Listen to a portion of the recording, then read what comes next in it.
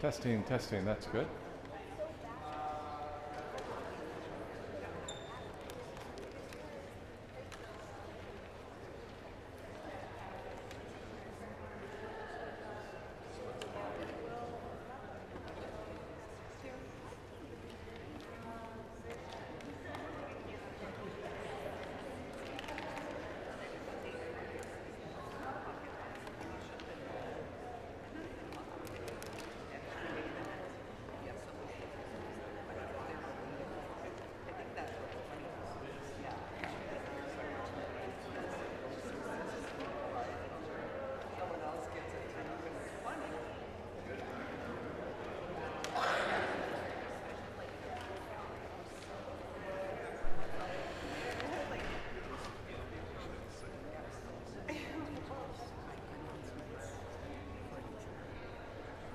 Oh yeah, please. That's a good idea. Yeah. I can't even mention it now. All right. Good morning once again. Welcome to our 6th Lay Theology Conference. We've been doing this now since, I think, 2017. We took a year or so off there during the COVID lockdowns and all that, but it's good that every year we try to bring in some kind of a professional in a given field to speak to a topic relevant to the people in our church and relevant to our day. And so this year, obviously, with a very relevant topic of screens and helping navigate the issues brought to us by screens to us and to our children will be the topic of today. We are recording this on our fancy live stream stuff, thanks to James Blasius back there. The recordings of this will all be available on the church's website immediately following this. So if you have to step out or you're going to miss some of it, or if you want to go back and listen to more, it'll all be accessible through the church's website. A couple of housekeeping things. The schedule, when you walked in, you should have received a small, folded piece of paper. It's got the schedule of the day, very, very basic format there, outline of the 3 main sessions and the brief breaks. Also, the full PowerPoint presentation is available on the table when you first came in. So if you didn't grab one of those, be sure to, in case you want to make notes on that. Now, if you need to be on Wi-Fi, then you should pay closer attention to the presentation about getting online in church. But if you do need to get online, the password is Martin Luther, capital M, capital L, with no space. Today's conference is completely free. Childcare is free. The lunch is free. Everything's free. But if you'd like to help us cover some of our costs, there are free will offering plates available pretty much everywhere you go. We're willing to take your money at every turn of the way. So if you'd like to contribute, we'd be very grateful. I want to say thank you right now to Stephanie Ryan. Stephanie is in here somewhere. She's probably juggling kids somewhere. Stephanie's been very helpful in putting all this together. To Bethany Schools PTL, all the parents helping organize all this. To Beth Hahn, James Blasius, Linda Fox, and all the staff and volunteers of the school. So let's give all of them a round of applause.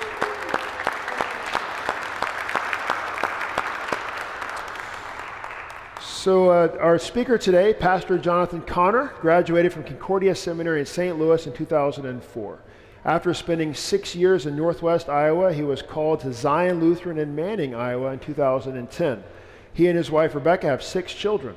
Along with the vocations of husband, father, and pastor, Pastor Connor is a contributor and speaker for a Lutheran Family Service in the areas of mental health, godly living, and parenting. He is a regular guest on the podcast Issues, Etc., currently in the multi-part series, Kids Have Questions. So please welcome with me Pastor Connor. Thank you. Thanks for being here. Yes, happy to be here. Thank you for having me here today. It is a joy to be with you. It's a beautiful facility. Thank you for reserving delightful weather to travel. That made it easier to get here from Western Iowa. I want to start by introducing myself, kind of get a game plan for where we're going to be going. And I'm going to also need, maybe I'll assign Nathaniel, my son, this job. You need to be my timekeeper. There's no clock anywhere, which is bad news for you. But give me a heads up after about 40 minutes, so I know I need to start working up toward question time. Okay, now what's up on the screen here is our title, Becoming Screen Wise. That's important. I use the word wise in the biblical sense of wisdom, trying to bring the biblical wisdom to bear on this question of screens. If you're like me, you may feel like you're you're behind on this already, because the rate at which these things move, the technology moves, is way faster than any of us, even the young ones here, way faster than we can keep up. And you may feel a little bit flat-footed on how do I approach this. So hoping to bring some wisdom, biblical wisdom, to bear on how do we approach this question. Let me also introduce myself just very briefly. He mentioned we have 6 kids. This is where I'm pastor at Zion Lutheran Church in Manning. This is my family here. No, the mountains are not in Manning, Iowa. That was in the Tetons this last summer. So we have 6 kids. 5 of them are boys, and that means everything we own is broken. And so if you ever raise boys, you can appreciate that. I mentioned my son Nathaniel. He's with me. He's our 3rd child. He's 15, traveling with me today. We're happy to have him along. Our oldest, we go from 19, and he's a sophomore at Concordia, Wisconsin. And then 17, a junior in high school, 15, sophomore in high school. My daughter is the only daughter. She's 13, she's an 8th grader. Then I go down to 11, and he's a 5th grader. Then I go down to 7, and he's a 2nd grader. I think I got them all the right ages and the right grades, which is not always easy to do. So it's a joy to be with you. And this question of screens is very relevant to me, both as a father, as a pastor, as a community member. And I've had conversations when I really started getting this question. I was having conversations with the teachers in my town, with the doctor in my town, with the AEA, sort of, those involved in the school system in counseling and equipping teachers and students. I talked to the law enforcement. I talked to people in all different professional fields. And I would ask them, so when you're trying to figure out not the cause, but one common denominator that you may see at the root of some of the things you identify as the problems in our communities, what would be one thing that you might identify as a concern? And every single one of them said screens. It was the first thing out of their mouth. So I thought, oh, well, this maybe is something we need to be talking about. If every single professional I'm talking to, unprompted, is telling me we have a problem with screens, what do we do? So you're going to hear me use this phrase a lot, the unpixelated three-dimensional life. The unpixelated three-dimensional life. Now, I want to say up front that my goal in this presentation is not to give a negative presentation in the sense that, like, all screens are bad, it's just bad, you need to throw them away. No, obviously I'm using a screen to present this. I navigated myself to your church with a screen, right? I communicated with your church professionals through a screen. So it'd be quite hypocritical for me to say, get rid of all screens. But if you've been paying attention to the news, above the fold, front page, Wall Street Journal, this was from Thursday of this week, blood on your hands, CEO hit over harm to our kids online.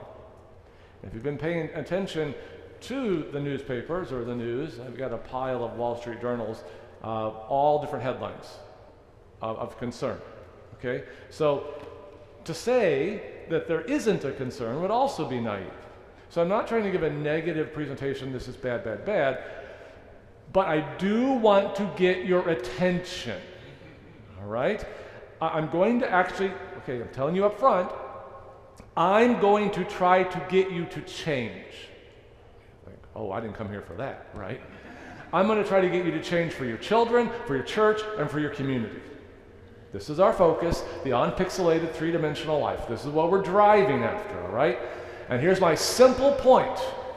And if you have your little, hopefully your slides print out, this is a good time to take notes, all right? And let me also give one other thing, then I'll tell you my simple point. Here's what I'm going to drive after each session. My goal is to end each session with what I call, what's your one thing? I will let you ask questions, but I'm more interested in what's your one takeaway from each session. We do this in my congregation, the back bottom of all of our bulletins, it says, what's your one thing? And there are 3 lines that are blank. And what I expect them to do is to write in at least one thing from the morning service that they will take home and talk about. At least, they can do more, but at least one. And everybody can do one. Even the single mother with 6 kids in the pew. And my wife basically functions like a single mother because I'm up front. So even she could take home one thing, one line from a hymn, one line from the sermon, one thing, and you're going to take it home and you're going to talk about it. Okay? We'll talk more about that later, but at the end of each session, not everybody will get to share, we won't have time, but I'm going to say, what's your one thing? Now, if you have a question, ask a question. That's okay. My one thing is a question. Perfect. Ask it. So as you're going along, maybe you want to write down, I know my one thing, just in case I get a chance to share my one thing. All right? So, simple point though. You were made for more than pixels. You were made for more than pixels. Okay? The two-dimensional, pixelated life is an inherently disembodied life. It disembodies human interaction, and this will never satisfy us as humans. Because as far as I can tell, you exist in 3 dimensions. Okay? You cannot expect good, like true edifying, nourishing good, to come when you are living out of line with reality. So I like to say, if Jesus were to modernize his parable about building our house on the sand, he would use a parable about building your house on pixels. Okay? So I'm going to suggest that the unpixelated, 3-dimensional life is centered in the worship life of the church. The 3-dimensional gathering. Okay? Hearing the word, receiving the sacrament, being in front of the pulpit, the font, and the altar. This is an embodied experience. This is a 3-dimensional this is what I started to kind of refer to the church as. The gathering of the gathered. The gathering of the gathered. Now, that will flow out into our family life and into our community life, into our embodied life, but it's going to be centered here in the church. Now, if you can see the picture, this is the church. You are the little slider there on the wheel. Maybe some of you when you were a kid had these on your bicycle wheel. I'm going to encourage you to make the church the hub of your life. The hub. Okay? The hub of your unpixelated 3-dimensional life. This embodied experience is so important to living well in the 3-dimensional world. So again, the hub idea here is this. You come into the church, whether that's on Sunday or during the week, and you come in, and then you go out into your vocation, and you come in, and you go out. So that slider idea is you come in, and you go out. But the hub is the church. You are that slider. So I'm also going to suggest to you that there is nothing virtual about Christ's forgiveness and grace. It is real, it is tangible. You can feel the water, and if I'm not careful, I will feel the water. I need to make sure I don't veer too far, to the left or to the right. So you hear the word, you taste the grace. And I'm going to encourage you to invest in worship. For lots of reasons, but worship shapes you. All right? Worship orders your desires. It directs your loves. It, what I like to call it, magnetizes you toward your true north. This is important to understand. You are more than a thinking creature. You are a desiring creature. You will pursue what you love, what you desire. Right? We all know that donuts are not good for us, even if they're the best donuts in Naperville, right? You know that. I know that. But we still will eat them, right? We will still go after the junk food, which we know is not good for us. So it's not just the thinking. It's the desiring we're aiming after here, okay? Because you eat them because you love them, because you desire them. As a fallen creature, your desires, my desires, are out of line with what God has called good. Now we use that phrase a lot, what God has called good, okay? Your desires need to be aligned, and this is what worship does. It's not about what you're doing, it's about what God is doing through His Word, and through His sacraments, through the church's liturgy. James Smith writes the book, You Are What You Love, and I'll make reference to that later. Highly recommend the book. He talks about worship as restoring us and re-narrating us. Now, I want to share with you, okay, most of you don't know this young man. He was my partner, pastor. We're in partnership with the church about 10 miles west of us. Wonderful man of God. He battled cancer and died last April at age 32. Very hard thing. Great friend of mine, my partner in ministry, when he knew that the treatments were no longer being effective, we sat down and had a long conversation. I said, Pastor Johnson, I think it's time for you to really focus your ministry on writing, because getting out and being among people was now difficult. And so he did, and he wrote a lot, and I'm just going to share one of his quotes. And young people who are here, and people who have young people, or people who know young people, I want you to pay attention to what he says. He says, the greatest gift my parents gave to me was getting my lazy rear end out of bed in order to attend Sunday school and worship. Every week we went. And every week we went, and every week, whether I knew it or not, the hymns, the liturgies, the creeds, and Bible stories etched themselves into my soul. And now you're going to get a flavor for his sort of wittiness, and he was a character. He says, it was as if I'd been bitten by a radioactive spider, and my superpowers were to receive and comprehend God's truth. Kind of a neat way to think about it, isn't it? All right, you say, I thought this was about screens. Yes, it is. But I want to establish where we start. All right, so let's talk about screens. All right, first, your brains. You probably know this, but your brain is equipped with this outstanding neurotransmitter, this pleasure-seeking chemical called dopamine. You've all heard of dopamine before, right? Some have called it the more chemical, but it's really more about anticipation, all right? It's not the chemical that really lets us enjoy something so much as it's the one that drives us to want more. I mean, the next thing, the next level, the next relationship, the next advancement, the next show, whatever it is, okay? It's the more drug. That's the anticipation chemical. And it moves us into the future with anticipation, all right? This is the one that makes that thought of opening that birthday gift that's wrapped. It makes it exciting because you want to know what's in it. It's not the thing that will make you enjoy what's in the gift. It's the thing that makes you want to open it, to anticipate it, all right? It's the one that makes you want to watch that new movie that just came out, or it's the one that makes you want to watch the NFL playoffs, or this is how video makers will get you to watch the whole video, because they know that most people will swipe to the next one within the first 2 or 3 seconds. So what do they say? Stick around to the end because there's a surprise coming. And what are you more likely to do then?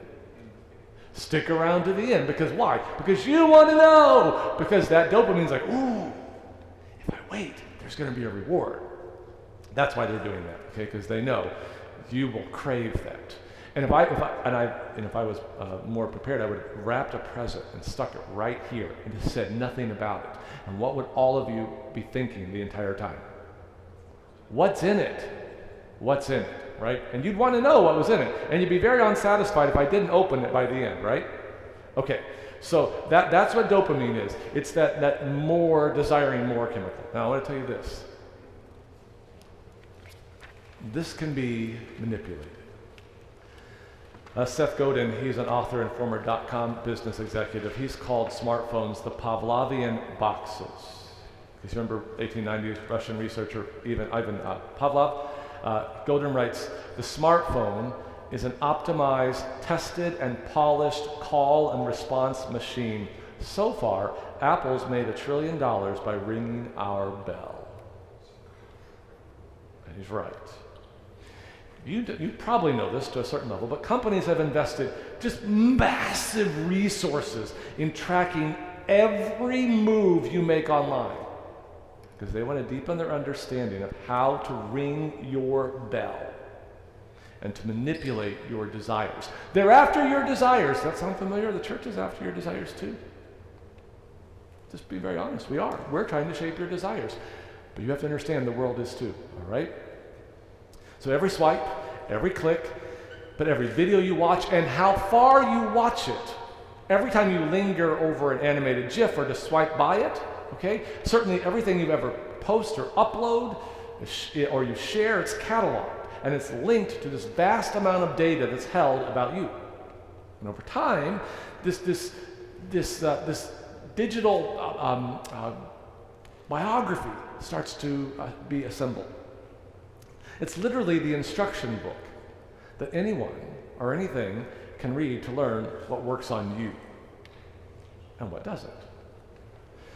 Developers go so far as to pay attention to which background colors, which fonts, which audio tones maximize and retain your attention, which ones don't.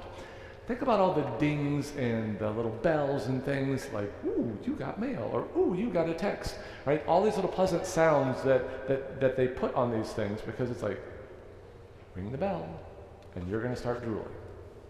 You're being conditioned. And they've actually got this down to a science. It's actually called the desire engine.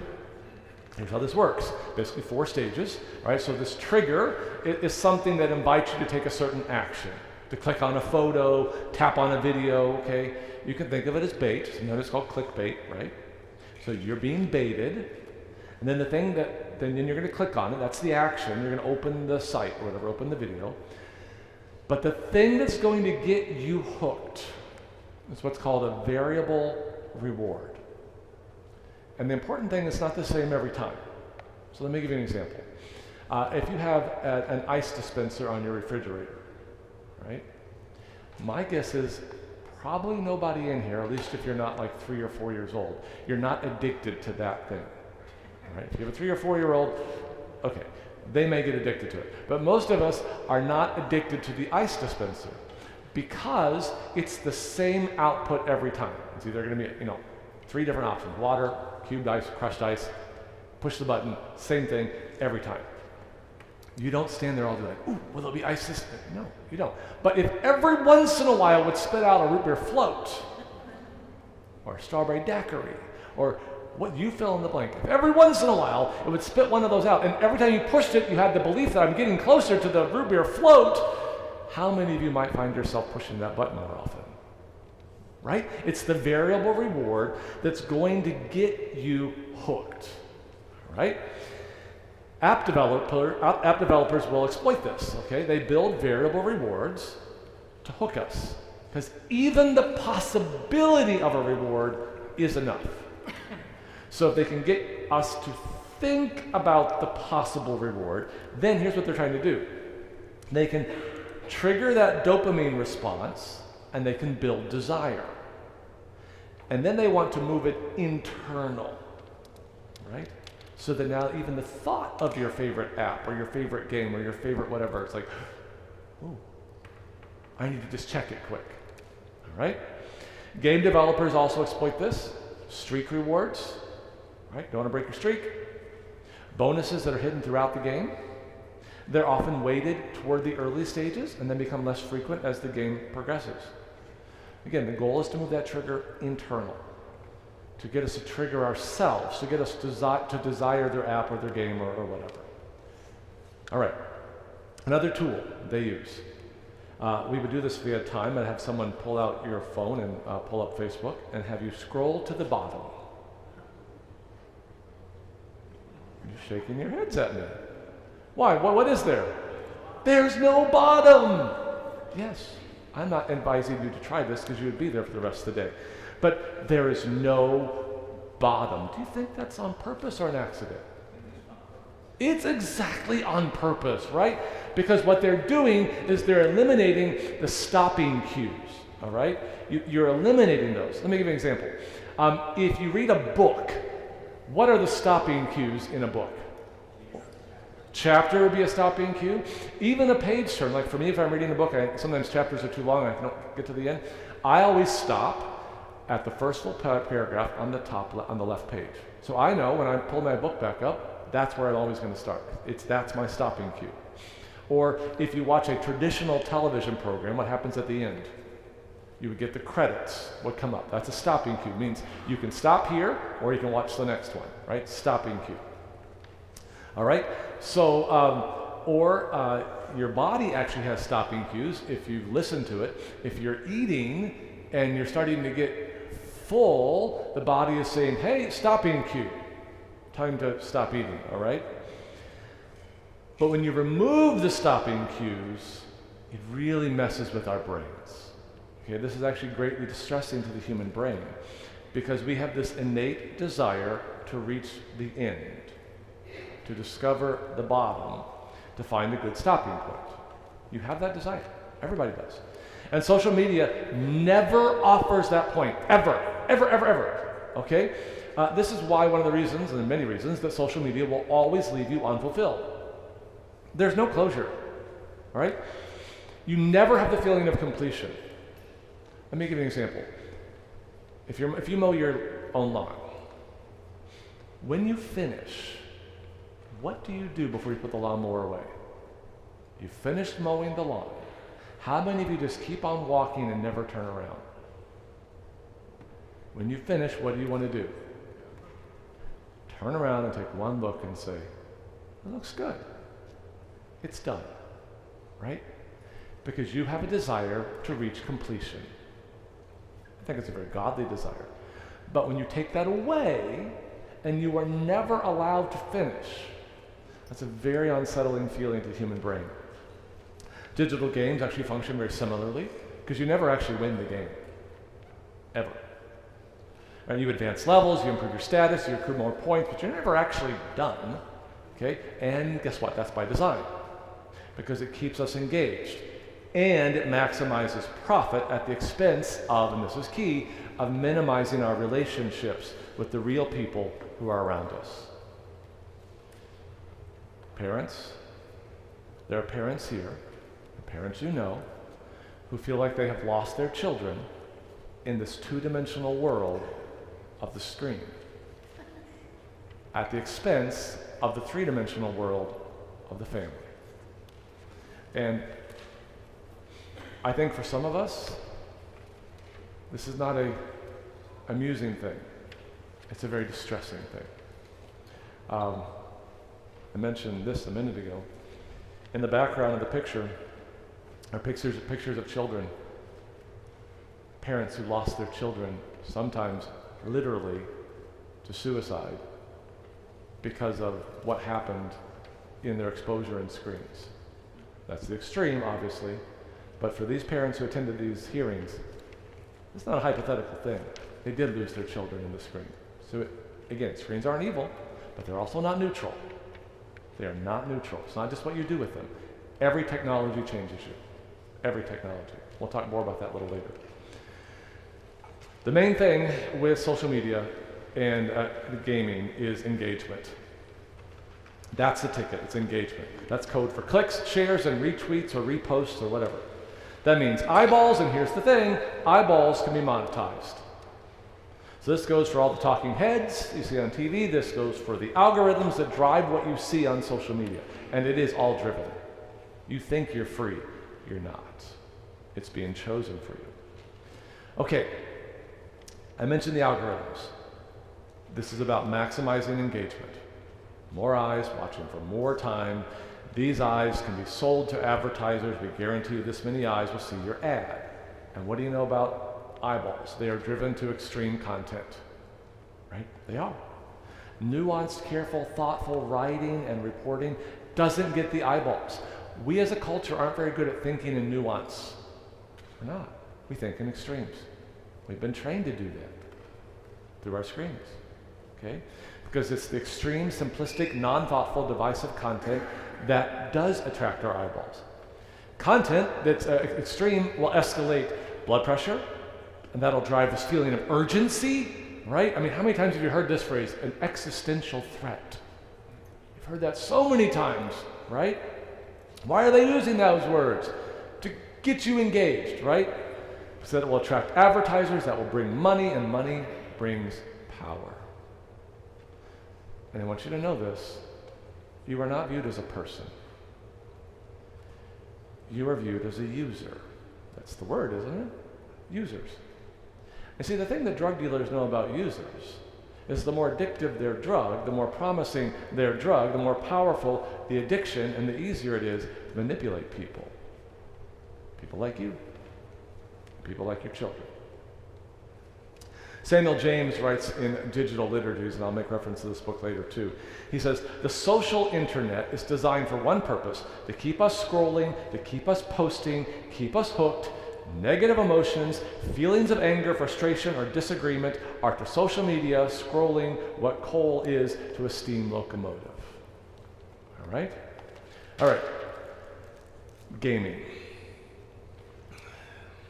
I don't know if you can see the signs from where you are, read it or not, but your paper ought to have them. First one on the left. You talking to me with the headphones on?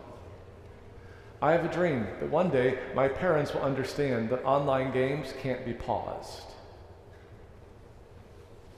I don't quit. I restart.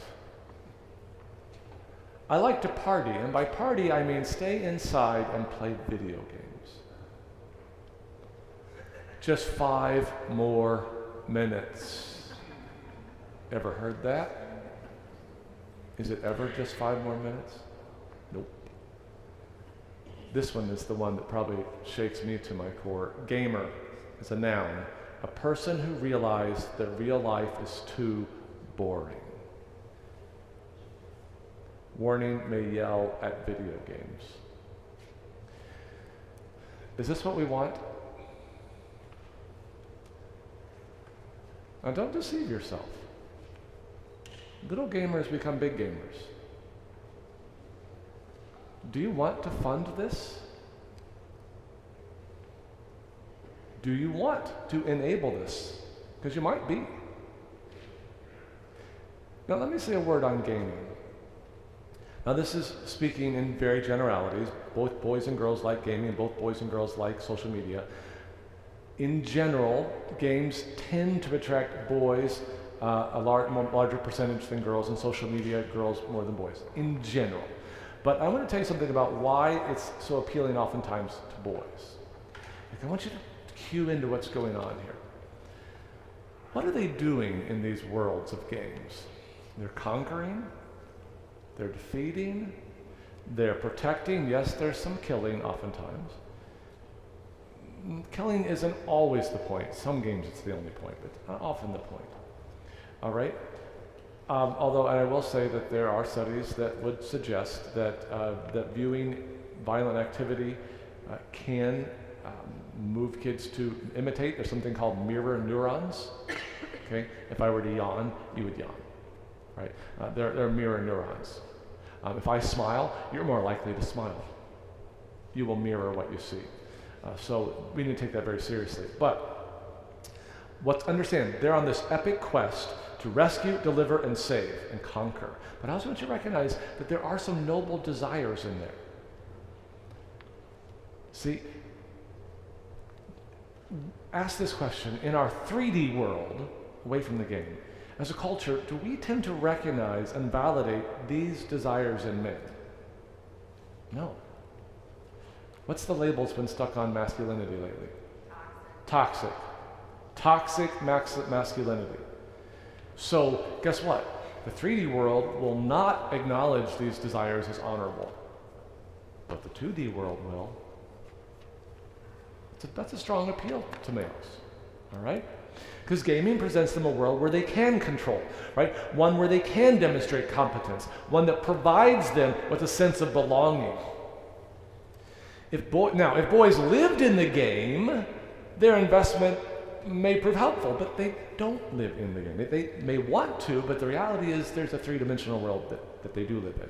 So the invested time is actually proving extremely detrimental for life in the 3D world. They're building their life on pixels. It won't stand.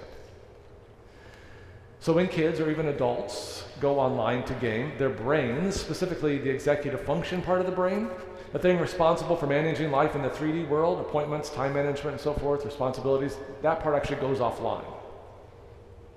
And the dopamine reward cycle is so strong that real life seems dull and uninteresting by comparison. Because who cares about algebra or chemistry when you have Fortnite?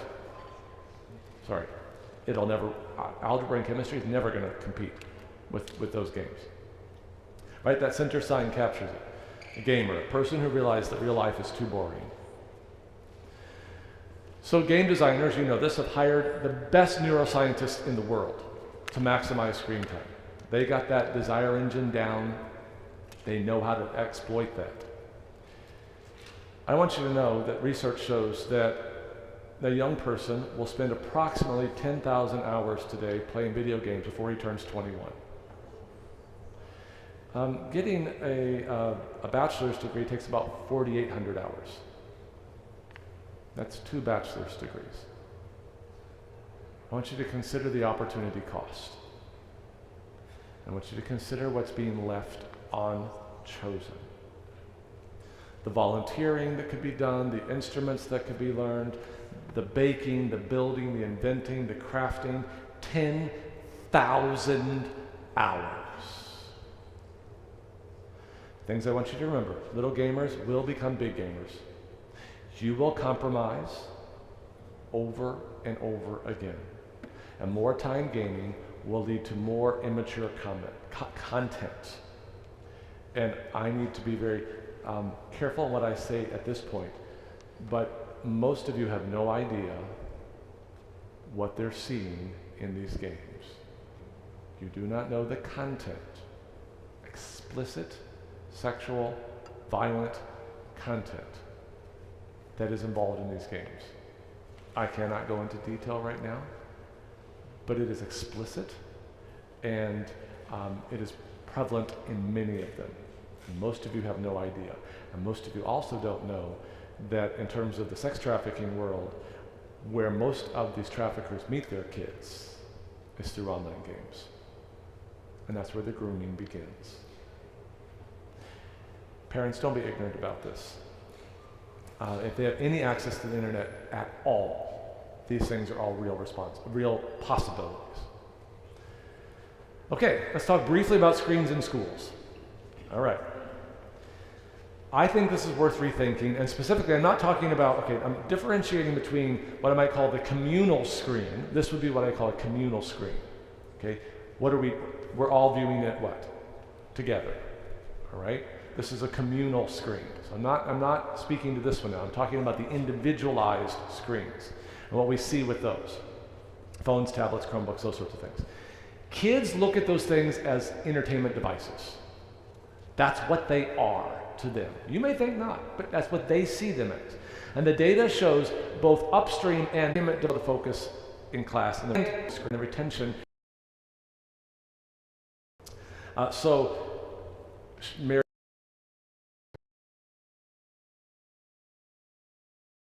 later about screens in schools. And this one, if kids are trying to do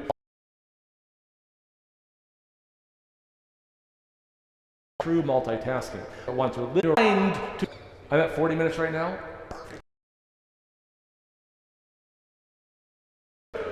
Okay, so what's happening?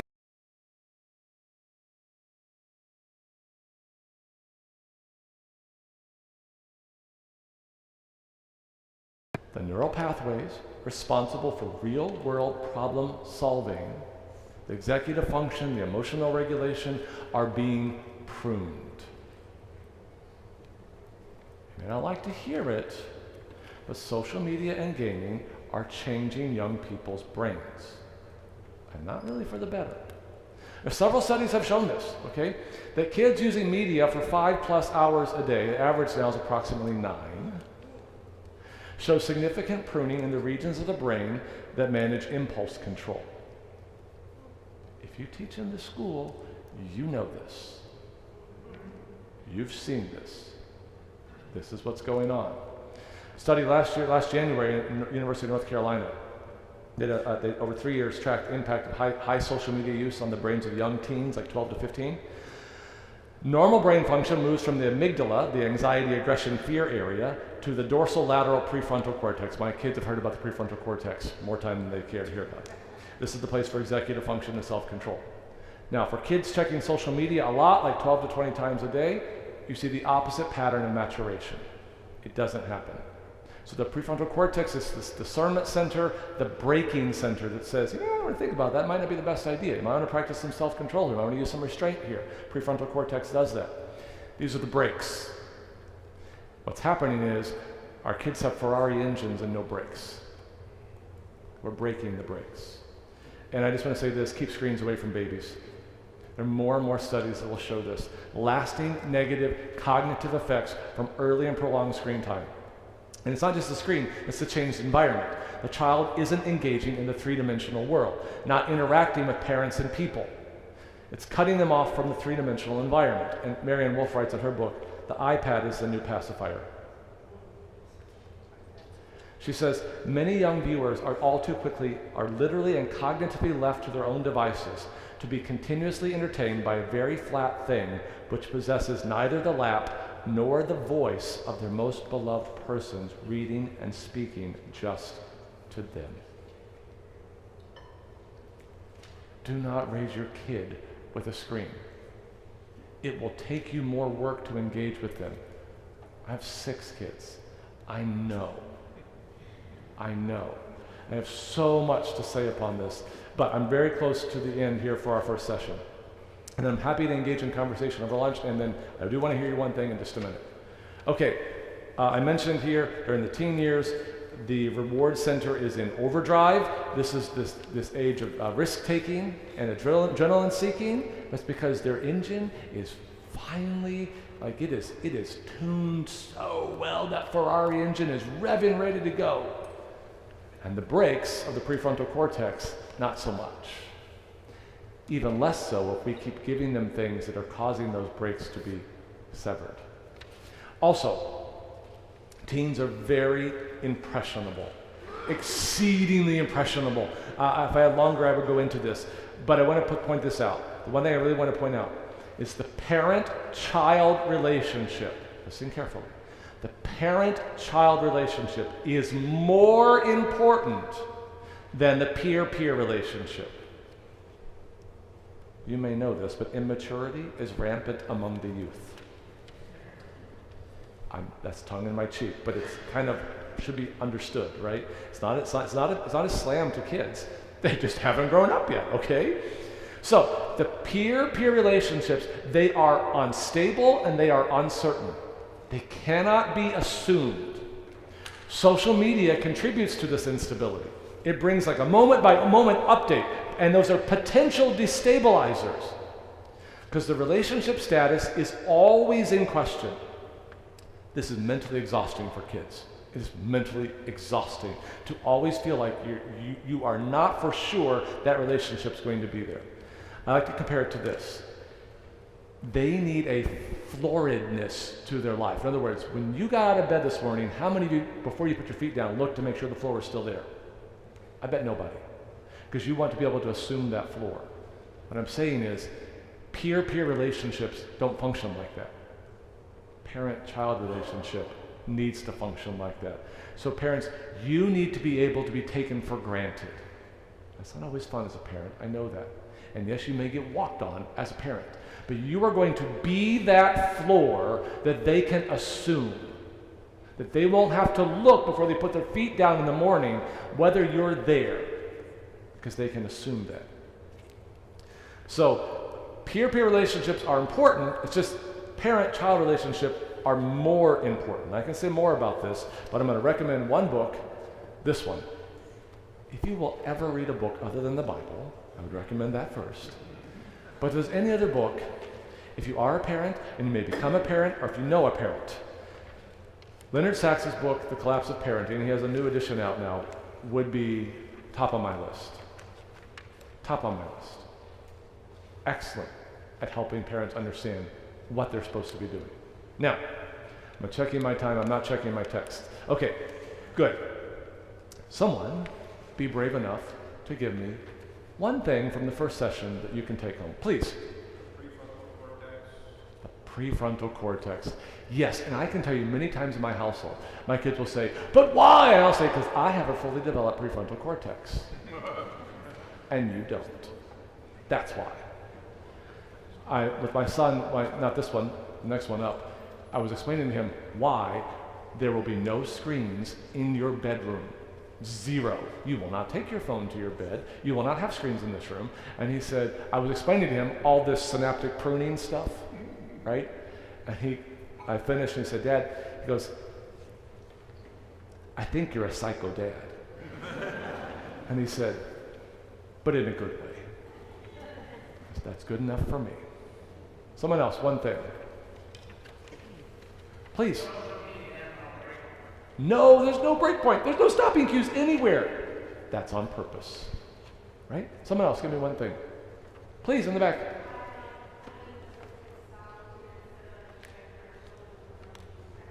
Yes, we have got to create a space where we eliminate it as much as, it's impossible to eliminate it all. But what's under our control, we need to get control of, right? Absolutely. Even like the TV on the background. I know for a lot of us, that's just standard. I visit my people in their homes, and I always walk in and I'm like, can I just turn that off, please? So I can hear you and not this voice in the background. I want to listen to what you're saying, not have to compete. So, parents, you may have to turn your TV off for your kid to do his or her homework. Yeah, parenting will actually impact you.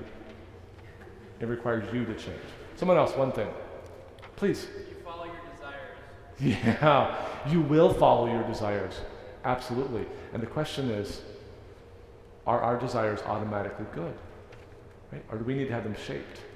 Right? And who do we want, to use a Lutheran term, who do we want to catechize us? Right? Who do we want to catechize us? Please, I saw your hand.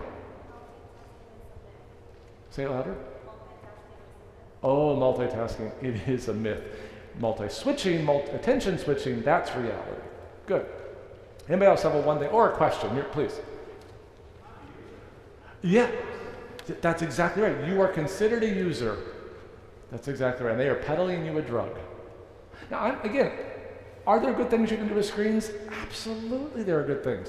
But screens, the individualized one, I'm not addressing communal things. I'm not saying you can't watch a movie with your kids or something of that nature. Okay? That's a communal experience. I'll have more to say about that later. I'm talking about the individualized screens. Now, I got to pay attention to my time, so I try to honor time. I think, what's the first one go to 9:50? What am I at? 9:49.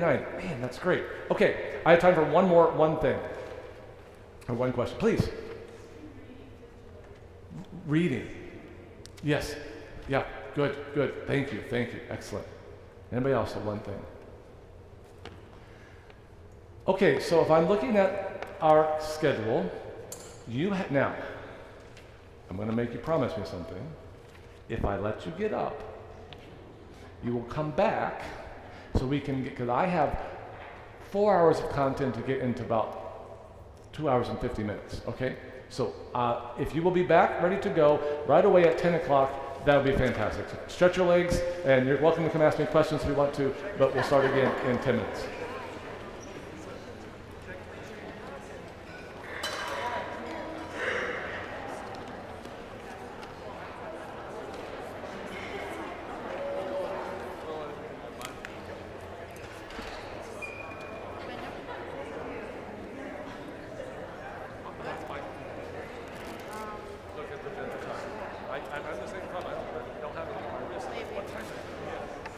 Thank you. Yes, I'm going to come back.